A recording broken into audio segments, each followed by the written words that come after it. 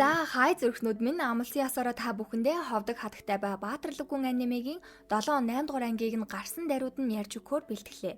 Гэхдээ байж манайхан Юкийн ингээд үзэгчдийнхээ сав тарсан хувийг харлаа л да. Тэгсэж манай сувгийн үзэгчдийн бүр 50-аас дээш хувь нь ерөөсөө subscribe дарахгүй үзээд байгааг харлаа. Та хэд минь нэг сав дарчхад яах вэ те? Би нас эндтэй ажлынхаа хажуугаар та хэдтэй гоё юм үзүүлэх гээл яваад байгаа байхгүй юу? Гоё дэмжээ, цабаа дараад, лайка дараад сэтгэлээ үлдээхээр Юкийн нэстэ бөөн урам аваад илүү хичээмээр санагддаг. Тэгэхэр хэдүүлээ 2025 он дуусахаас өмнө 300 мянгуулаа болох гээд зүтгэхүү. Давлгаалаарэ зүрхнүүд минь ингээд анимегээ эхлүүлцгээе. Манай эд Галбрис гүнгийн нутгийн зүг жолоо залсаар гүй тэгээд халамжийн туйл болсон хоёр ч нь ядраа давил хилээрээ амрын шүү, чинийхээ дуртай жимснээс авцсан шүү, надаас өөр хүнээр халамжлуулахыг би хизээч хүлээн зөвшөөрөхгүй шүү инээтрэ гэл далчгнаж үгэн штэ. Галбрис бүс нутагт өмнө нь 30 хот байсан ч 17 жилийн өмнө том гамшиг нүүрснээс болж багаар цөөрсөөр одоо 12 хот л үлдсэн. Яг л тэр үед манай Галбрис гүнгээр сонгогдож байжээ. Учир нь тухайн үед Элзений ой мангасууд гарч ирж байгаагүйгээрээ олноор хүмүүсийн өмнө гарч ирж ард ирэг дээр хоолол сор байж л дээ.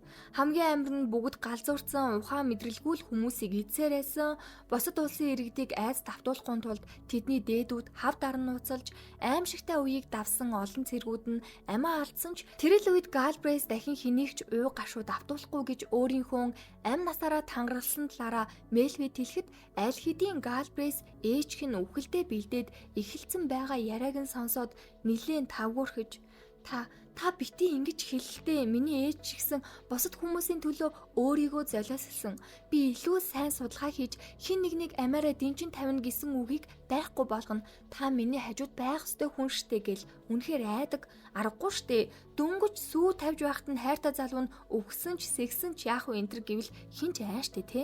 Арай гэж дүнгэж сайхан хүнтэй уулзраад өөрийг нь ойлгодог нандин нэг нь үхэн гэд байгааг сонссон Мельфи хамаг байдгаараа л та битгий үхээж би судалгаагаа сайн хийн гэж ахин дахин гуйж бүр гар марыг нь үнсээд эхлэе хөөш. Галбрис Мельфиг гомдоохыг бас гуниглуулахыг угаасаа хүсэхгүй байгаа болохоор өнгөрсөн бүх зүйлээ ярихаар эрс шийдлээ. Тэгэхээр Галбрис өмнөх Лангтиас эзэн хааны 2 дугаар хүү болон мэндэлсэн хан хүү гэсэн үг. Тухайн үед түүний ах Шаргал ус Максимыг эзэн хаан болгож байсан. Ах トゥ хоёр 5 насны зөрүүтэй. Иргэд Максимийн Шаргал ус нийл ягаан өнгөтэй нүднээс нь олж мэрэгний дараа төрөл гэдэг байсан бол Галбрисийг нүдэнд нь хараар шүглсэн чөтгөрийн нүдтэй гих мэтчлэн гадуурхдаг байж. Ах нь чадхаараа л дэмждэг байсан ч Галбрис багада хүчээ удирдах чадалгүй бараг ордныг нураах шахам зүйлж болж исэн. Түүнээсээ болж олон удаа ухаан алдах халуурах зүйл бол энгийн үзэгдэл. Гэхдээ халуун нь буухгүй удвал ер нь бол өөхөх аюултай. Мельфи энийг хамгийн сайн мэдж байгаа учир нь ээж нь яг ингэж нас арсан. Манай Галбрис алдарт хан хүүгээс гүнгийн цэрэг болон хувирсан тэр өдөр бол Кейос буюу одоогийн түүний үнэнч албаттай 9 настайтай танилцж Галбрист үнэнч байхаа андгаалснаар энэ сайхан түүх эхэлсэн бүлгөө гэд ярьж өгөөд Мельфич гал гайхалтай түүх байна гэд ярьжээсэ ч гинэт Галбрис тэрч аваад даарч ийн үү май хайрушка гэснэ энэ түүх ингээд дуусаагүй гэд дахиад үргэлжлүүлж шүү. Галбрис багасаа л хин нэгэнтэй гэрлэн суун гэж өрөөсө боддгоо зүүдэлдэгчгүй байсан. Харин Мельфидэд таарсан тэр л онцгой өдөр бодол нь оронгоороо эргэж. Учир нь 17 жилийн өмнөх эзэн хаан 2 дугаар хаан хүү Галбрисийг албан ёсоор гүн болгосноор тэрээр улстай амиараа дэмчин тавин хааны төлөө зүтгэж эхэлжээ. Зарим эрх мэдэлтнүүд чөтгөрийн нүдтэй Галбрисийг хаан болгож улс дамнан хагаралдуулах бодлого баримталж дайнч болж тэрхүү тулааны хор уршгаар Кейосын аав амь насаа алдсан. Тиймээс л Галбрис ахыгаа шууд хаан болгон өөрөө гүн болохоор том шийдвэрийг гаргасан нь тэр.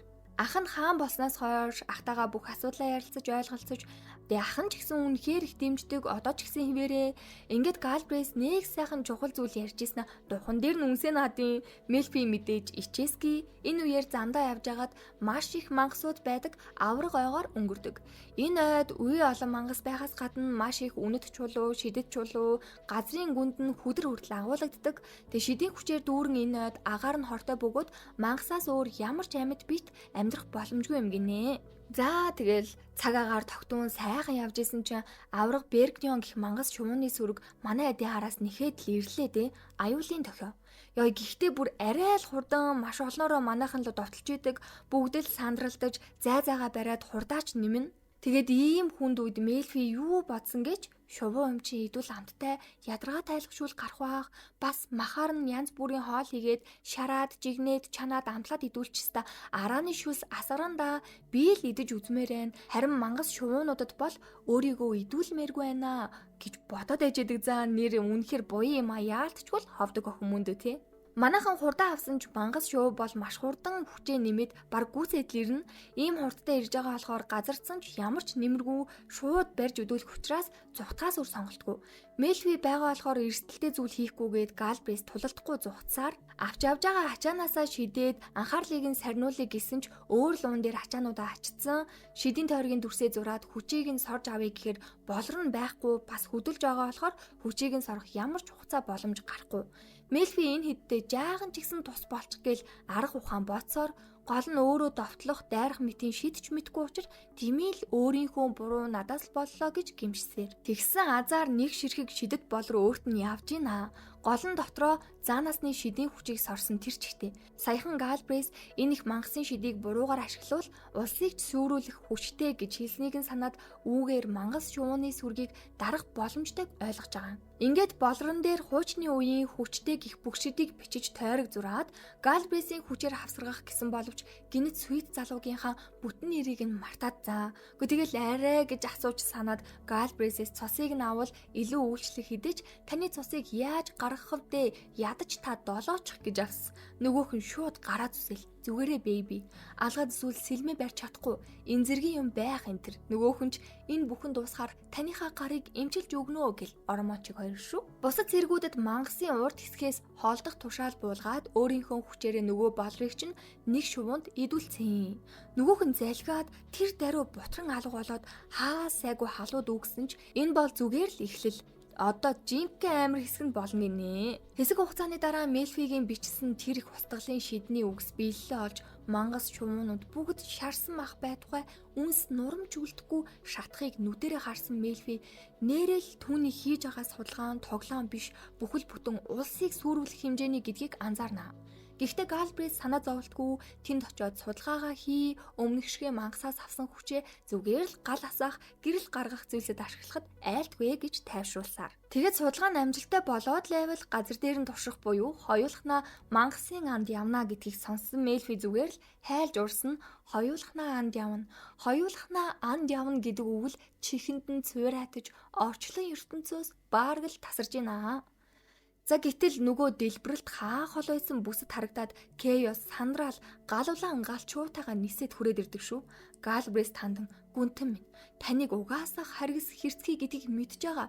Гэхдээ Суит бүсгүйнхээ хажууд яаж тийм аимшиггүйгээр мангасыг тарчилган зовоож алж чадваа гэдгийг яг үнэндээ тэр тарчлахсан шидийг Мелфи бичсэн шүү дээ тий.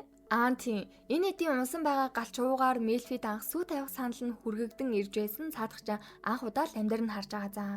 Бүр олноороо цуглараад ай манай дээд гүнгийн сүйд бүсгүүчийн яасан гүнжлэг юм бэ? Бомбаачаад хасран гүзээлзгэн шиг ягаараад энтэргээл тал талаас нь хэлсэнд Мелфи үнэхэрийн чин сэтгэлээсээ сандарч хичиж эхэлж байна. Дандаа л ховдог амар охин гэж хэлүүлж байснаас биш хөөхөн гэж хэлүүлэхдээ дасаж өгөхгүй байгаа бололтой. Удалгүй удаах хугацаанд аялсан аялал маань дуусаж Галбрисийн бүс нутгийн цайзад ирлээ. Цайзын хэсгүүд дээр битүү хамгаалалтын том ханнууд байрсан нь гадны бит мангасаас ард иргэдэд хамгаалж байгаа хэрэг. Өмнө нь хид удаа цайз руу орох гэж дайрж исэн л юм шиг байлээ мангасууд. Тиймээс орох хаалганы хүртэл нэлээд бэхэлгээтэй. Газар доогоороо дотогш ордог бөгөөд дээгүүрээ бас л битүү хамгаалалтын бүрхүүл үүсгэсэн нь энэ Галбрис улс гүрнийхээ төлөө ямар их хичээж ард иргэдэд амар тайван аз жаргалтай амьдруулахыг хүсдэг нь харагдаж байгааз.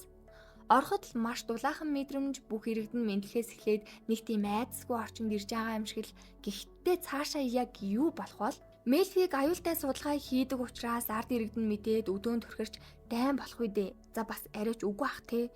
За ингээд ховдог хатагтай ба баатарлаггүй анимегийн 7 8 дугаар анги дуслаа. Тэгээ 9 10 11 12 гээд бараг л дуусах дөхөөд байна. Удахгүй шинхэн гайдаараа уулзцгаая. Зүрх. Аа тийм.